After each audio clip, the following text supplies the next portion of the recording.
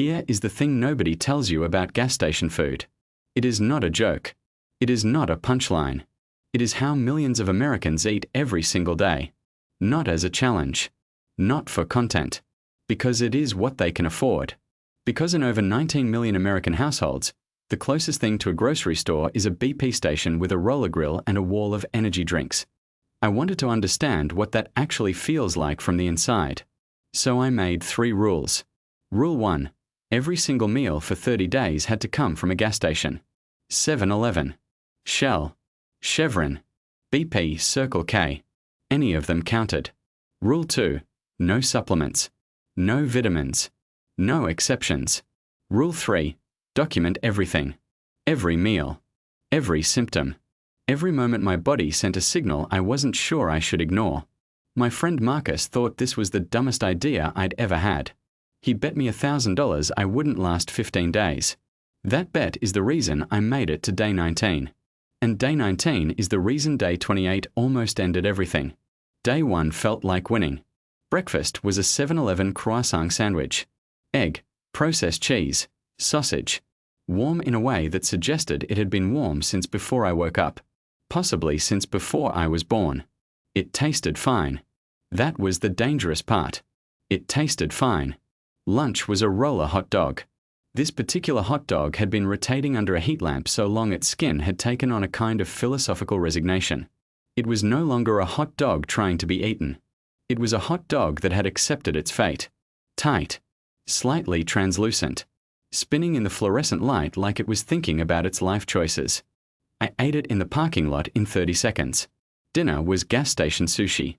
If you've never had gas station sushi, imagine what sushi would taste like if nobody involved in its creation had ever seen the ocean, smelled fresh fish, or understood why refrigeration matters. That was day 1. By day 5, I was thirsty constantly. Not regular thirst. A deep cellular thirst that lived behind my eyes and followed me everywhere. I drank Gatorade. I drank water. I drank a blue Slurpee that stained my tongue for 2 days. The thirst didn't move. Marcus texted on day 6, "You good?" I told him I felt great. Day 7 arrived and I felt mostly fine. The bet was alive. Marcus was already nervous. I thought sodium was going to be my biggest problem. I had no idea what was actually coming. The shift happened on day 8. Not dramatically. Not like a movie. Quietly. The way the worst things always arrive. My face looked different in the mirror on day 10. Not sick. Just slightly inflated. Like someone had turned up the pressure overnight by about 10%. I pressed my thumb into the back of my hand and watched the indentation stay for 2 full seconds. That is not normal. I measured my blood pressure on day 11. Normal is 120/80. Mine was 138/88. Elevated. Not dangerous. Not yet. I sent the reading to Marcus as a joke. He laughed and sent back a gif of someone eating a hot dog. Day 13, the headache started. A low dull pressure behind both eyes that arrived every afternoon like a tenant who had stopped paying rent but refused to leave. By day 14, coworkers were asking if I was sick. Here is the only thing you need to understand about what gas station food does to your body.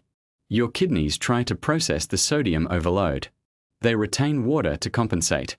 That water increases blood volume. That pressure builds silently against your arterial walls every single hour of every single day. You don't feel it happening. That's the problem. The problem wasn't what I was eating. It was how often I was eating it. And something was coming on day 15 that I did not see coming at all. Day 15. Halfway. $500 closer to winning. I stepped on a scale.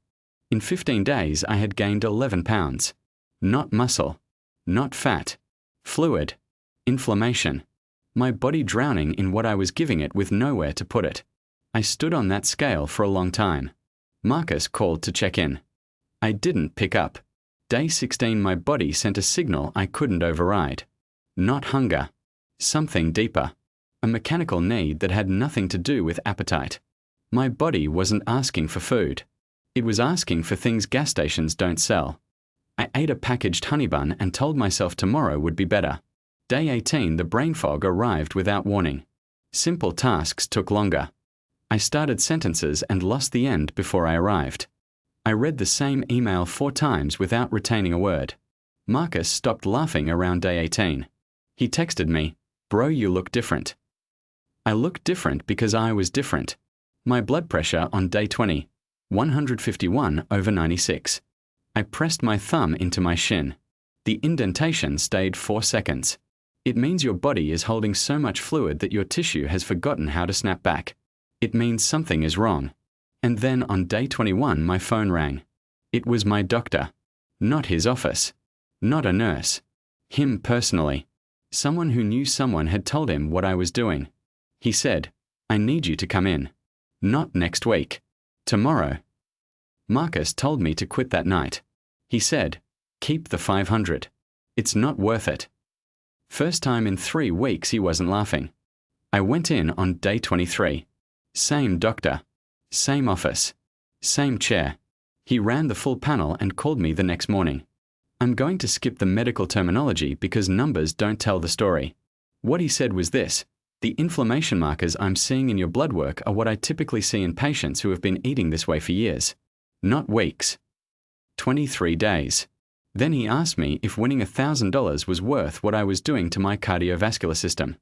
I didn't answer, because I was already thinking about day 28, and what I hadn't told him yet. Day 28. 2 a.m. I woke up and my heart was beating wrong. Not fast. Not stopped. Wrong. A rhythm that felt like a song playing in a time signature it was never written for. I grabbed my phone. I almost called 911. I sat completely still in the dark and I counted beats for 11 minutes. 11 minutes of wondering if this was the moment everything went too far. Then it stopped. I lay back down. I stared at the ceiling until the sun came up. Marcus texted at 6 a.m. "You okay? You didn't respond last night." I told him I was fine. I had 2 days left. I was going to finish. Day 29, I ate mechanically. Not because I wanted to. Because I had come too far to stop 48 hours before the end. But something had changed. My body had stopped sending strong signals. And that was the scariest thing of the entire 30 days. Not the headaches. Not the 11 minutes at 2 a.m. The silence. My body had stopped fighting what I was giving it. It had adjusted downward to meet my new normal. And that is the thing about gas station food that nobody talks about. It doesn't destroy you loudly. It just quietly lowers your baseline until you forget what feeling good actually felt like. Day 30. Final meal. BP gas station. 6:47 p.m. parking lot. 1 roller hot dog. 1 bag of Funyuns. 1 large Mountain Dew.